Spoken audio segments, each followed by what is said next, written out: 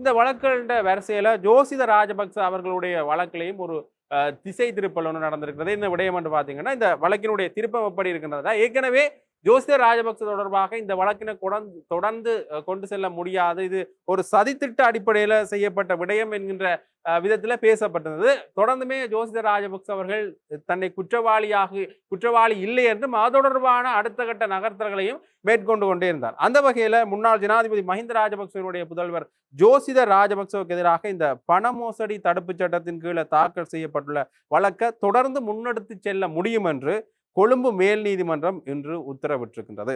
ஏற்கனவே இந்த விடயம் தொடர்பாக பார்க்கின்ற பொழுது தமக்கு எதிராக சுமத்தப்பட்டுள்ள சதித்திட்டம் என்ற குற்றச்சாட்டை முன்னெடுத்து செல்ல முடியாது என அவர் விடுத்த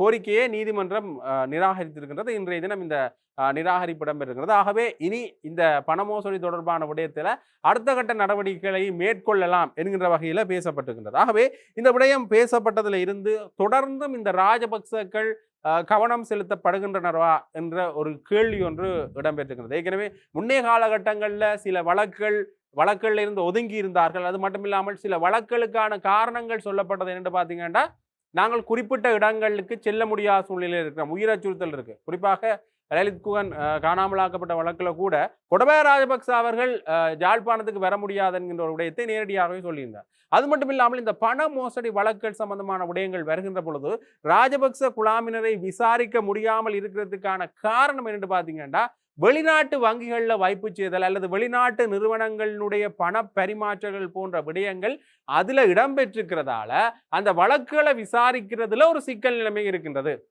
வெளிநாட்டில் இருக்கிறவர்கள் அல்லது அது தொடர்பான சாட்சியங்களை இங்க கொண்டு வரது அல்லது சாட்சியங்களை சேகரிக்கிறதுல சிக்கல் நிலைமைகள் இருக்கிறது என்கிற விடயம் தொடர்ந்து பேசப்பட்டு கொண்டே இருக்கிறது.